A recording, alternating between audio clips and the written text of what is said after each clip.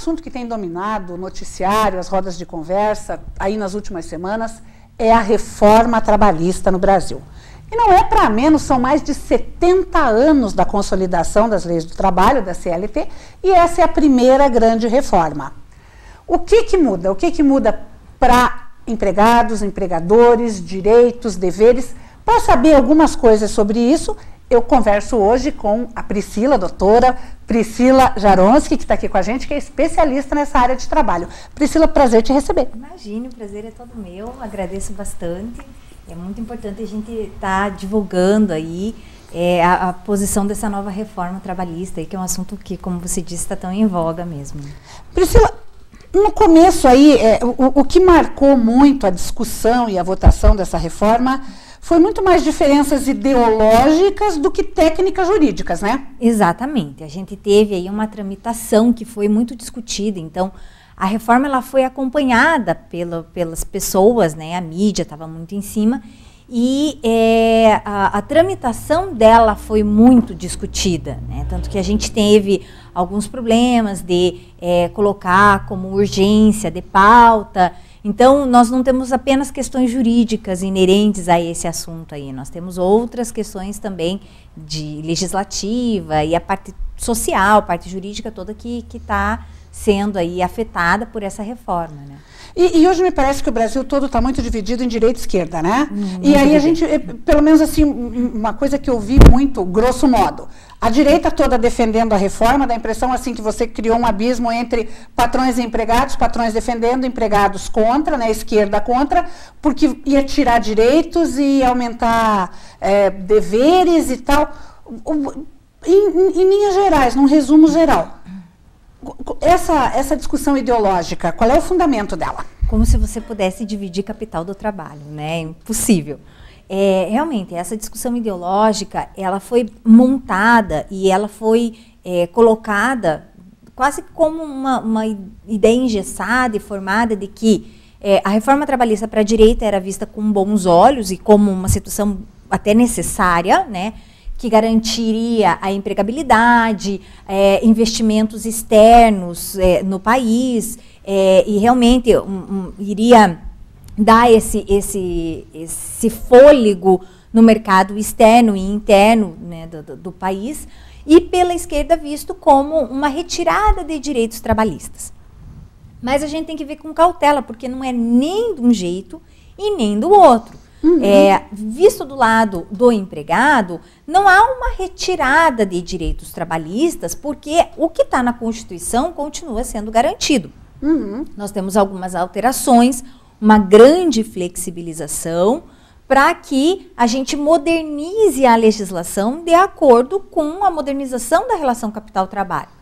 Então, se a gente for analisar, retirada de direito não existe. Os direitos continuam sendo garantidos na CLT. Quando eu converso com os trabalhadores, eu escuto muito, vão tirar as férias, vão tirar 13º, o FGTS. Não, esses direitos continuam como estão. De outra forma, a gente também não pode dizer que essa reforma vai ser o suficiente para garantir que esses 14 milhões de desempregados no país sejam recolocados no mercado, que toda essa injeção de capital externo a gente consiga, de investimentos, através da reforma trabalhista. Hoje a gente vive uma crise política, uma crise econômica, uma crise muito grande. Então, a reforma trabalhista pode ser um passo, mas ela não é uma garantia como a direita também coloca. Então, tanto esquerda quanto direita, quanto são muito enfáticos e eles não consideram a situação, a conjuntura num todo, acaba sendo uma opinião muito rasa, muito ingênua. Tem que ver, ler, eu vejo isso muito, inclusive nas redes sociais. Pessoas dando opinião a respeito da reforma trabalhista que não leram a proposta, né? Como vai ficar a lei depois da modificação. Essa flexibilização, ela não em determinados momentos, o lado mais forte do mercado é o patrão. Em determinados momentos é o empregado, né? E essa flexibilização, ela traz um pouco mais de equilíbrio ou ela sempre vai beneficiar determinada força? Então, eu entendo, a flexibilização, ela tem que ser praticada de uma maneira ponderada, numa maneira racional. Em que sentido? A gente precisa sempre estar apoiado em pessoas que entendem. Se você tem uma flexibilização que te possibilita você fazer um negócio, se você tiver dúvida, você vai consultar alguém que saiba para que você possa fazer esse negócio da melhor forma correta, né? É o que acontece, por exemplo, quando a gente fecha negócios de compra e venda de imóveis, quando a gente faz contratos de aluguel. As pessoas, elas têm a possibilidade de negociar esses tipos de situações jurídicas. No contrato de trabalho, agora com essa flexibilização, vai ser mais viável, mais colocada essa possibilidade de negociação. Então, empregado e empregador vão poder negociar. Nada impede que, diante de situações duvidosas, tanto o empregado quanto o empregador, consulte pessoas preventivamente para fazer o correto, assim como consultam advogados, entendidos, antes de fazer um contrato de compra e venda, por exemplo. Os sindicatos, eles têm esse papel de fornecer uma assistência, tanto os sindicatos patronais quanto os laborais, e o trabalhador ou o empresário vão poder ir atrás da informação correta, fazer consultas preventivas para verificar se aquela negociação que está sendo realizada diante da flexibilização está sendo feita nos termos corretos, né? E não gere prejuízo nem perigo para nenhuma das partes. E aí, nessas alturas, os acordos coletivos das categorias, eles perdem força ou ganham força ou não faz diferença? Eles entram como uma opção, porque agora com a flexibilização a gente vai ter a possibilidade do trabalhador negociar diretamente com a empresa, né? Uma situação que a gente tem que ponderar aí, quando a gente fala em hipossuficiência, realmente o trabalhador ele é hipossuficiente diante dessa relação e diante do empregador. Mas às vezes a gente está falando de empresas que são de pequeno porte, micro e pequenas empresas. Quando a gente coloca na mesma situação empregado versus empregador, a maioria das pessoas acabam pensando em multinacionais. E não é a regra. Hoje nós temos 70% das empresas no país, elas são micro e pequenas empresas. Exatamente. É um número muito grande. Então, a hipossuficiência, ela acaba sendo relativizada, porque o trabalhador ele não é tão hipossuficiente diante de uma empresa pequena, onde o empregador negocia diretamente ali com ele, sem respaldo jurídico, enfim. Qual o papel dos sindicatos quando a gente fala em negociação coletiva aí? Os sindicatos, eles vão ter um enaltecimento, uma importância muito grande estabelecida pela reforma trabalhista. Então, eles têm quase que um papel de legislador, porque um dos fundamentos da reforma trabalhista é que o negociado vai valer sobre o legislado. Tá. Então, a gente precisa de boas negociações. Então, a negociação ela pode ser feita diretamente de empregado com o empregador. Mas o sindicato, ele vem trazendo uma garantia de que essa negociação vai ser feita da melhor forma. Ali nós temos jurídicos que vão respaldar essa negociação. Então, há a possibilidade da negociação ser feita diretamente e individualmente, mas o sindicato vai continuar fazendo esse papel de representatividade muito importante e dando a garantia de que essa negociação vai ser realmente feita da melhor forma possível, porque existe todo uma assistência, uma assessoria jurídica por trás dessas negociações, quando elas são coletivas. Um dos pontos, Priscila, que foi mais debatido nessa história foi a questão de fracionamento de jornada, fracionamento de férias, e que isso vai fazer com que a pessoa acabe não tendo férias suficientes, ou que vai picar a jornada de trabalho, vai dar mais despesa, mais dificuldade. Quer dizer, se ela tem uma jornada de 5 horas, ela vai interromper, ela não vai poder fazer mais nada e tal. Como é que fica isso? A escolha dos períodos é uma escolha do patrão, do empregado ou de comum acordo? Então, a primeira coisa que a gente tem que analisar é que nesse momento a gente tem que ter muito cuidado naquilo que a gente vai afirmar, porque existe uma conversa de uma possível medida provisória que vai mudar alguns pontos dessa reforma. A gente não sabe se vai ter ou não a reforma, porque daí a gente começa a escutar o pessoal lá de Brasília falar, parte diz que vai ter essa medida provisória, parte diz que não vai ter, e a gente não sabe como vai ficar. De qualquer forma, a lei ela tem o que a gente chama de vacatio legis, que são aí 120 dias contados desde a semana passada, quando foi sancionada a lei, na quinta-feira. Então, nós temos esses 4 meses aí para a gente ter esses ajustes legais, vamos colocar assim. Então, se tiver a medida provisória, a gente pode ter alterações, e uma das promessas de alteração via medida provisória, para essas pessoas que defendem a possibilidade da medida passar a vigorar, é do trabalho intermitente, que é o fracionamento de jornada, como você está dizendo. Então, talvez nós tenhamos aí mudanças via medida provisória do trabalho intermitente.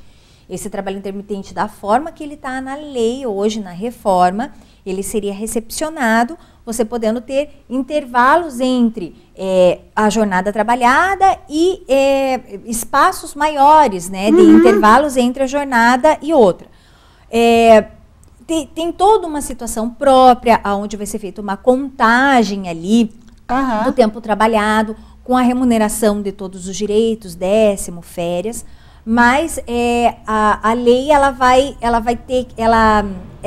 é superficial no sentido de como que vão ser pagos essas verbas rescisórias. Há garantia de pagamento, sim, pela própria lei, mas como que vão ser feitos esses cálculos, a gente vai ter que parar, estudar e ver como é que vai ficar. Com relação às férias, esse não tem nenhuma promessa de alteração nem na medida provisória. O que acontece com as férias? Hoje nós temos a possibilidade de uma divisão de 2 partes das férias. E com a reforma nós poderemos ter uma divisão em 3 partes dessas férias. O que a gente precisa lembrar é que a regra continua sendo 30 dias corridos de férias. Esta é a regra.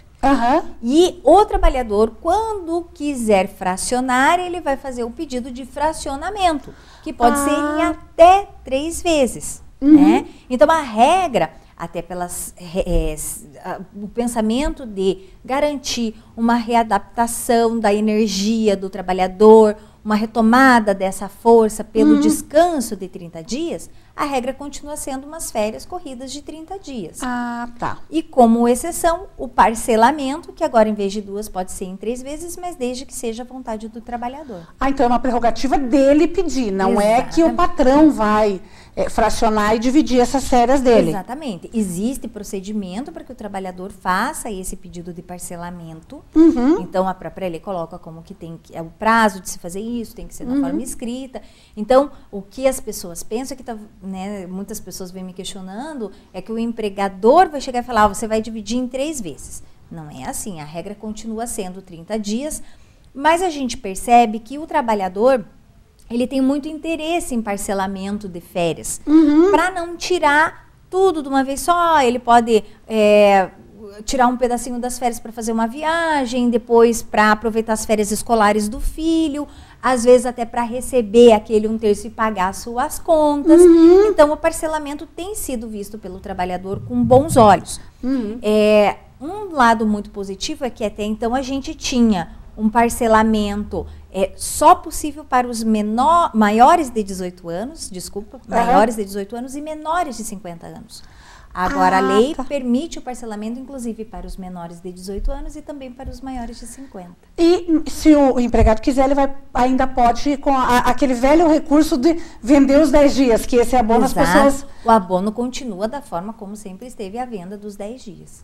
Então, quer dizer, vai ser meio que algumas coisas aí no andar da carroça que as abóboras vão se acomodar. Isso. A gente vai ter que esperar, porque principalmente a jurisprudência vai nos dizer muitas coisas. A gente tem que entender também que essa vacatio legis vai vencer ali em final de novembro, onde vai começar a viger, propriamente dita a lei, e logo em seguida a gente tem um recesso judiciário. Então, a jurisprudência vai começar a nos mostrar o que é dessa reforma trabalhista mesmo a partir do ano que vem. E, na dúvida, por enquanto, mantém as coisas aí no caminho do bom senso. Exatamente. Muita conversa, muita leitura, né? Os operadores do direito, muita leitura, para a gente poder saber do que se trata realmente e, na medida do possível, a gente sempre poder gerar o conhecimento para a população a respeito da reforma, o que é efetivamente a proposta da reforma, mas a gente vai ter que esperar um pouquinho para ver realmente o que vai acontecer, tanto em relação à própria medida provisória, se ela vai existir ou não, quanto o que a jurisprudência vai nos mostrar aí como resultado da reforma. Tá certo. Muito obrigada pelas suas explicações. Tenho certeza que ajudou muito o pessoal. Bom, obrigada. Eu é que agradeço. Obrigada. E o Autoestilo de hoje fica por aqui. Lembrando que o nosso e-mail é programaautoestilo@gmail.com e o telefone 991323536. Deixando um abraço, um agradecimento especial para New Hair Design, eu deixo o nosso encontro marcado na semana que vem aqui na TV Vila Velha, sempre em Alto Estilo. Até lá!